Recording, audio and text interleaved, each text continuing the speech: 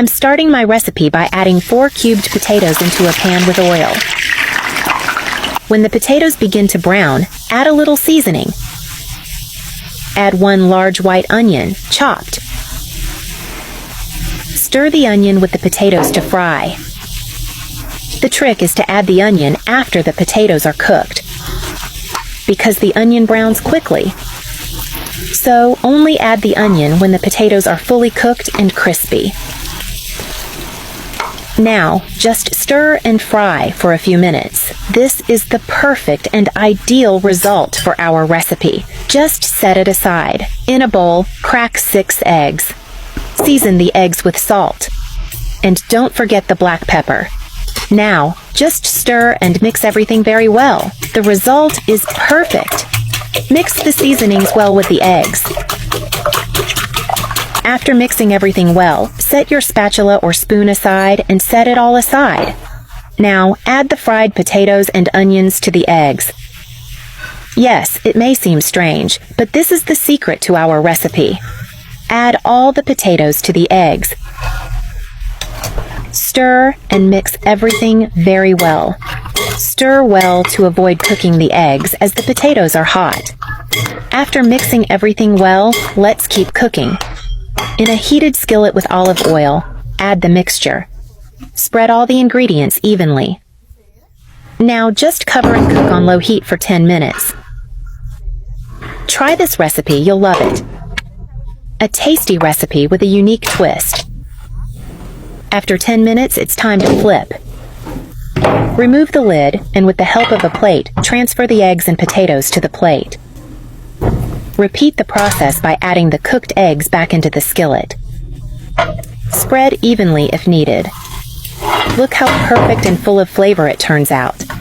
Cover and cook for a few more minutes. After browning the other side of the eggs, our recipe is almost ready.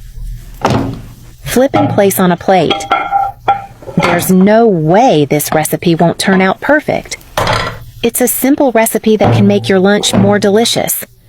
Call the family. It's time to eat. Shall we try it? A potato and egg recipe with just a few ingredients that's worth making at home. A tasty and perfect recipe. Make it at home, and I guarantee you'll want to thank me. The flavor is special and perfect. I love these quick and easy recipes. I make them for my kids and family, and this recipe is a hit. If you prefer, add a little cheese on top to enhance the flavor of your recipe. Enjoy your meal. I don't fry my chicken anymore, I cook it in water. So I'm going to start by adding 800 grams of chicken thighs to the boiling water. Just add it directly to your pan. And then you're just going to cover and cook for 2 minutes on high heat. Now after cooking for 2 minutes, we're going to season the chicken. So add 1 spoon of paprika. Add a generous spoon of salt. Also add some black pepper. And then add 4 chopped garlic cloves. You want to put all the garlic on top of the chicken. Now just cover again and cook for 2 more minutes. And after another 2 minutes, remove the lid and stir to mix the seasonings with the chicken. The result of this chicken is so delicious. So now you can make perfect and crispy chicken without even frying. We're just going to add 1 tablespoon of soy sauce. And go ahead and stir and mix everything again. The soy sauce really makes the recipe a bit saltier in a really lovely way. Now cover again and cook for 2 more minutes. Note that after 2 minutes, we are frying the chicken even in the water. So the texture does start to change and the sauce becomes a bit thicker. Now we're going to add 200 milliliters of water. And just cover and cook for 15 minutes on medium heat. After 15 minutes, our chicken is very tender and juicy and cooked. At this stage, our chicken is almost ready. Now let's season it. So we're going to add 1 spoon of honey, add 1 spoon of mustard. This chicken is going to become sweet and sour and tasty. Also add 1 spoon of ketchup. And 1 spoon of hot sauce. Now I will say the hot sauce is optional, but it does make the recipe even more special and flavorful if you like spicy. Now just stir and mix all the seasonings really well. The chicken's gonna be so delicious. You gotta try this sauce. You don't need to use oil. It's gonna be just crispy, delicious, juicy, and perfectly tender. So now just cook for a few more minutes on medium heat. And this is the result of our chicken. You can see how the sauce is thick and just the flavor is so perfect. So this is the desired result. It smells so good. Turn off the heat. It's ready. So we're just going to remove the chicken pieces and place them on a plate. This chicken could be served on colder days with some good pasta or rice. The chicken is so delicious. The sauce is so perfect. Don't forget to serve with the sauce. It really, really makes it special. And now I think we should taste it. So finish with a good amount of parsley on top. Perfect result, amazing smell. Enjoy this perfect chicken recipe. I just taught you a chicken that is so juicy and delicious, you will have to make it at home. So please enjoy. Don't use flour, and you can eat as much as you want. I added 1 cooked and seasoned chicken breast to a mixer, or I got a food processor here. If you have one, use that.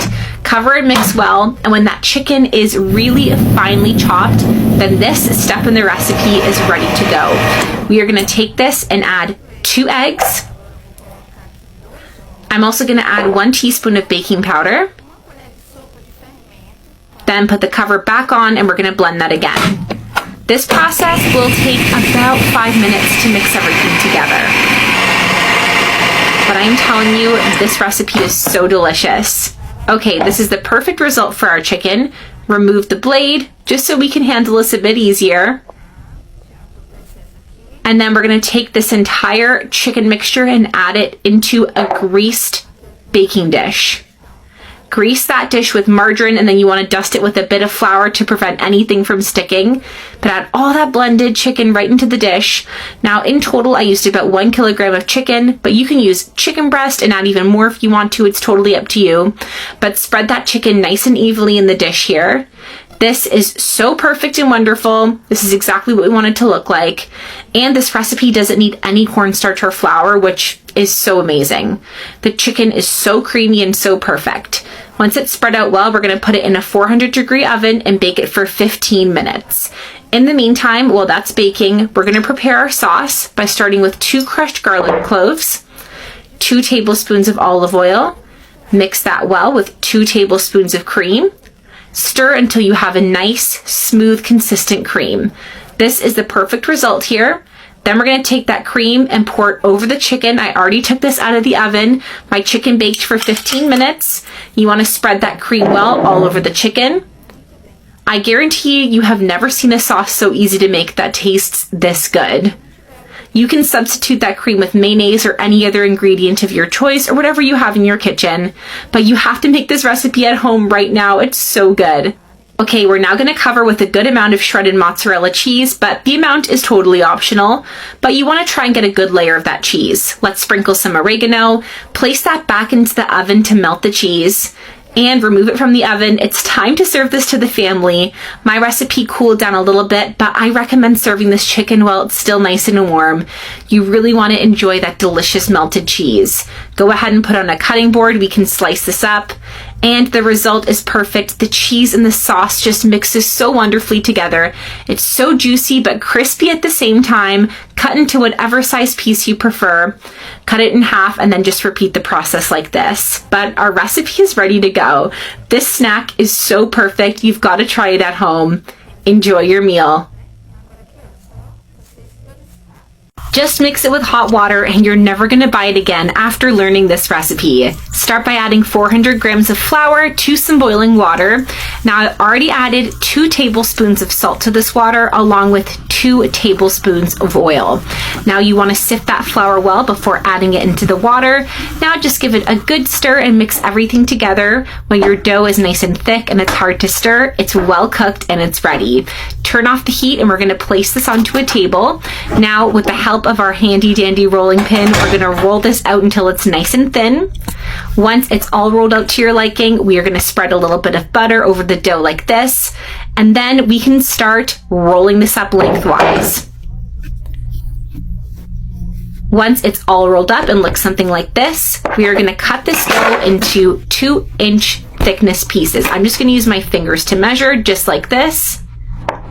Now, when all your dough is cut up, we're going to shape our dough with our hands like this. Then place this back onto the table and we're going to roll it out again with our rolling pin. Now roll these out to your preferred size. Once it looks something like this, we can now fill it. So I'm going to be filling mine with some ham, cheese, tomato, and oregano. But you can season these however you want to.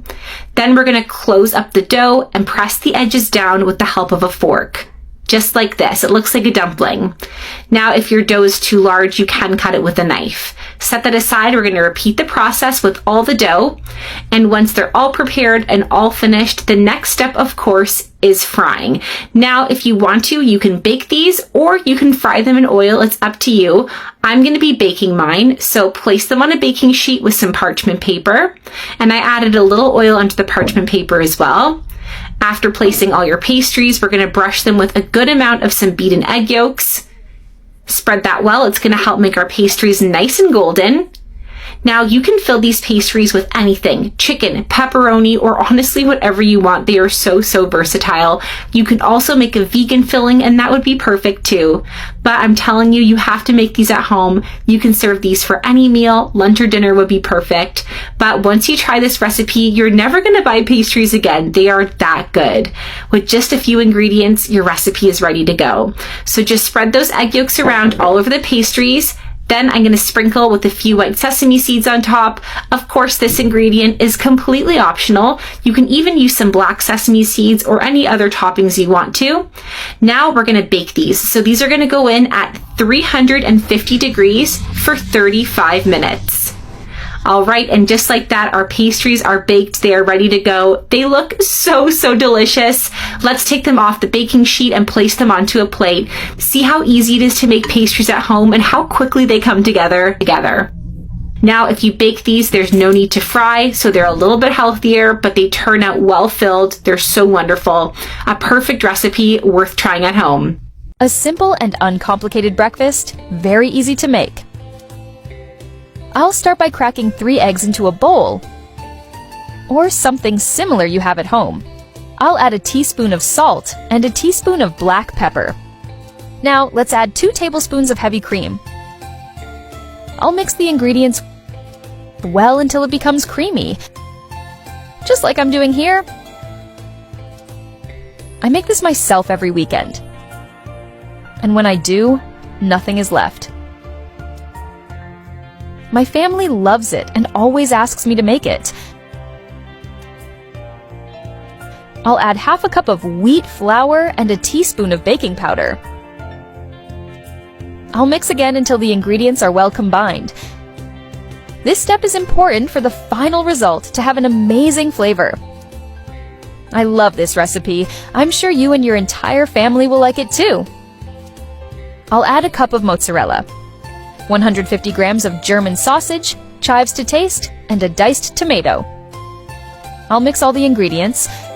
You can mix well until you see that the ingredients are well combined. It has become one of my favorite recipes since the first time I tried it. Now I can't stop making it. I'll add some olive oil and prepare everything to grill the ingredients I just mixed. Spread the olive oil well to ensure everything turns out perfect. Once the olive oil is hot, we'll add the mixed ingredients in portions. You can choose the size you prefer. It's up to you.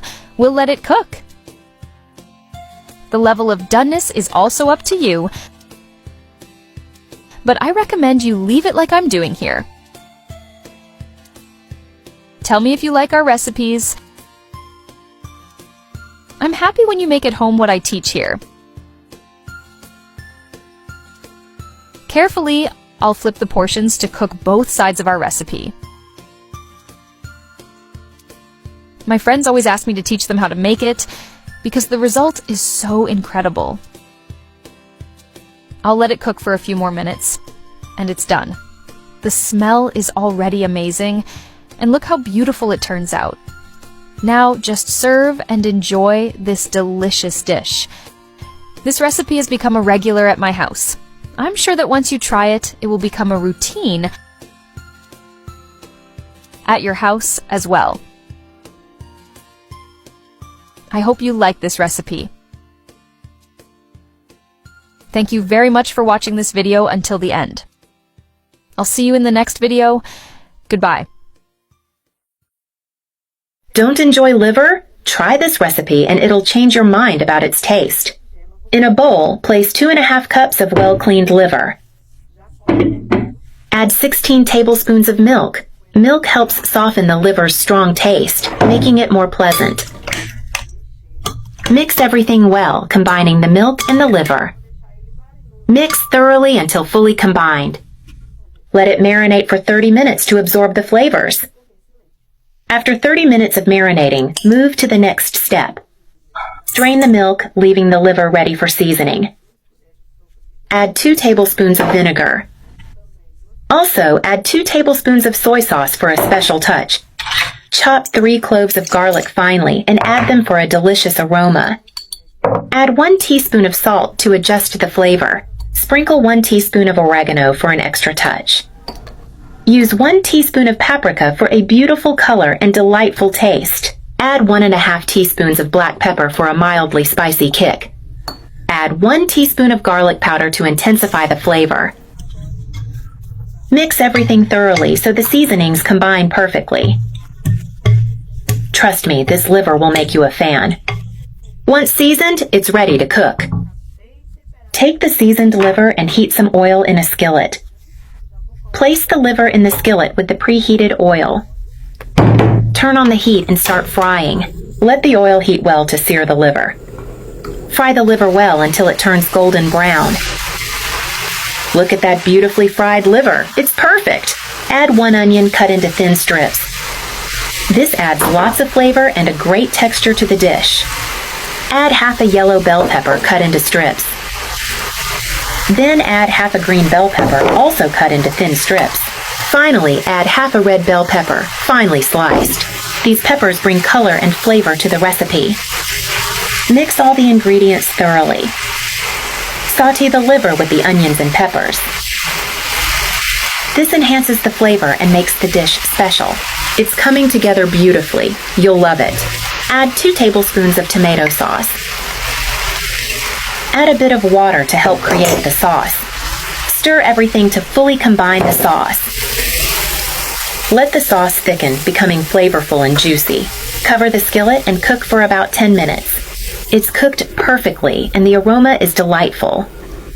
Take a look at the liver. What a marvelous dish. It's wonderful and looks incredibly appetizing, doesn't it? Turn off the heat. The recipe is ready. Serve this delicious dish and enjoy it. Make it at home. You'll love the result. It's flavorful, aromatic, and absolutely delicious. The liver is tender. Check out that texture. This liver is tasty and has an amazing texture. Add cornstarch to the caramel. This is the secret bakeries don't want you to know. Let's start by preparing the caramel. And I'll show you every detail of this process so you can make it at home. In my pan, you'll add 2 cups of sugar. It's important that the sugar is well spread in the pan, so it melts evenly. Now, turn on the heat to medium and start stirring. We'll stir continuously until the sugar starts to melt. This caramel is special, different from any caramel you've made before. The result will surprise you, I guarantee. As the sugar begins to melt, it will turn into a golden syrup. The ideal point is when the sugar is completely melted, with no grains or lumps. Now, let's add the water. Here I have 2 cups of hot water. It's important that the water is hot to prevent the caramel from hardening all at once. When adding the water, the caramel will bubble, so be careful. Keep stirring constantly so the water mixes well with the sugar. You'll notice that even with hot water, the caramel might harden a bit. Don't worry. Stir patiently, and little by little it will soften and return to a smooth consistency. After a few minutes of stirring, the caramel will become smooth and shiny again. This is the time to turn off the heat and set the caramel aside. While the caramel cools, let's prepare the secret of the recipe, cornstarch. In a bowl, add 2 tablespoons of cornstarch. This ingredient will give your caramel the perfect texture. Now, slowly add 50 milliliters of water. Stir well with a hand whisk or spoon until the cornstarch is completely dissolved. Make sure there are no lumps left. The cornstarch needs to be smooth for the caramel to turn out perfectly. With the cornstarch well dissolved, let's add it to the caramel we set aside. Turn the heat back on, but this time to low. Stir continuously to incorporate the cornstarch into the caramel. As the caramel cooks, it will gradually thicken. When the caramel reaches the perfect thickness, turn off the heat and let it cool. Now, with the caramel cooled, we'll transfer it to a container with a lid.